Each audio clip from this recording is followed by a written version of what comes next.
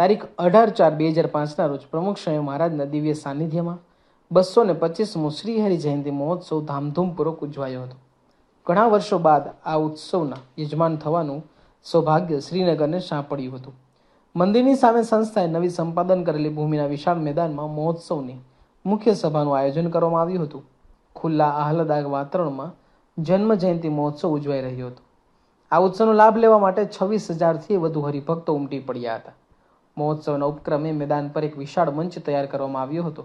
સ્વામીશ્રીના આસનની પીછવાઈમાં પ્રેમે પ્રગટારે સૂરજ સહજાનંદ એ વિચારના અનુરૂપ એક વિશાળ સૂર્ય અને એની ઉપર મહારાજની આસનસ્થ મૂર્તિ શોભી રહી હતી.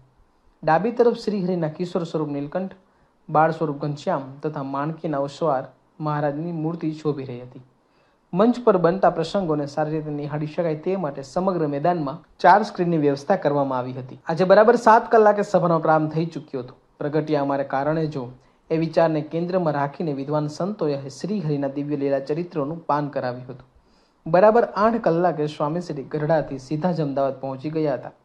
મંદિરે દર્શન કરી સ્વામીશ્રી સભામાં પધાર્યા. સ્વામીશ્રીના આગમન બાદ નીલકંઠ વર્ણિ તથા તીર્થાટન કરીને જ્યાં જ્યાં વિચર્યા હતા એ પ્રસાદીભૂત અને દુર્લભ તીર્થસ્થાનોનું સ્લાઇડ શો દ્વારા સૌને દર્શન કરવામાં આવ્યું. આ નીલકંઠ વર્ણિના વિચરણ પર આધારિત સંસ્થા દ્વારા નિર્મિત આઈમેક્સ ફિલ્મ મિસ્ટિક ઇન્ડિયાનું ટ્રેલર તથા તેઓનો પરિચય પણ આપવામાં આવ્યો હતો. ત્યારબાદ સર્વ મંગલ નામાવલીમાંથી નમસ્કાર સ્ત્રોતના નામનો ઉદ્ઘોષ થતાં જ વાતાવરણ દિવ્ય બની ગયું હતું. યુગ પ્રવર્તક ભગવાન સ્વામિનારાયણ એ વિષય પર વિવેક સાગર સ્વામીએ પ્રવચન કર્યું હતું. આ પ્રસંગે અક્ષરજીવન સ્વામી લિખિત શ્રી સ્વામિનારાયણ ચરિતમાનસ ગ્રંથનું સ્વામીશ્રીએ ઉદ્ઘાટન કર્યું.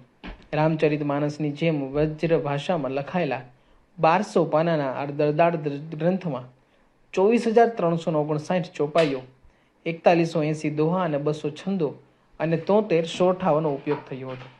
2 ભાગમાં પ્રકાશિત આ પુસ્તક છાપવામાં ચંપકલાલ બેંકરના દોહિત્રે અનુદાન આપ્યું હતું. આ ઉપરાંત અક્ષરજીવન સ્વામી લિખિત ગદ્યાત્મ હિન્દી ચરિત્ર ભગવાન સ્વામિનારાયણ એક દિવ્ય જીવનગાથાનું પણ સ્વામીશ્રીએ ઉદ્ઘાટન કર્યું.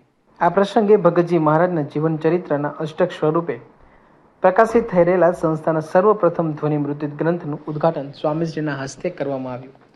ઉદ્ઘાટન વિધિ બાદ વિવિધ મંડળોએ બનાવેલા કલાત્મક હાર મોટેરા સંતોએ સ્વામીશ્રીને પહેરાવ્યા.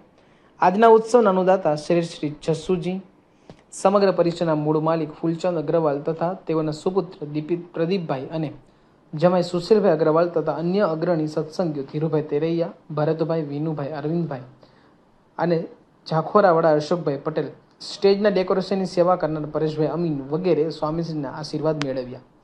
આજના પ્રસંગે ઉમટેલ મોટાભાગના હરિભક્તોએ નિર્જળા ઉપવાસ કર્યો અને રાત દિવસ સેવામાં ખડે પગે રહેલા 500 સ્વયંસેવકોએ પણ નિર્જળ ઉપવાસ કર્યો હતો. સૌ પર સ્વામીશ્રીની પ્રસન્નતા વરસી ગઈ. સભાના અંતમાં સૌ ઉપર આશીર્વાદ વર્ષાવતા સ્વામીશ્રીએ જણાવ્યું હતું કે પૂર્ણ પુરુષોત્તમ ભગવાન સ્વામિનારાયણ આજના દિવસે પ્રગટ થયા. આપણા મોક્ષ માટે તેઓ પૃથ્વી પર પધાર્યા છે. ભગવાનના ચરિત્રો દિવ્ય જ છે અને એ સાંભળવાથી જ શાંતિ થાય.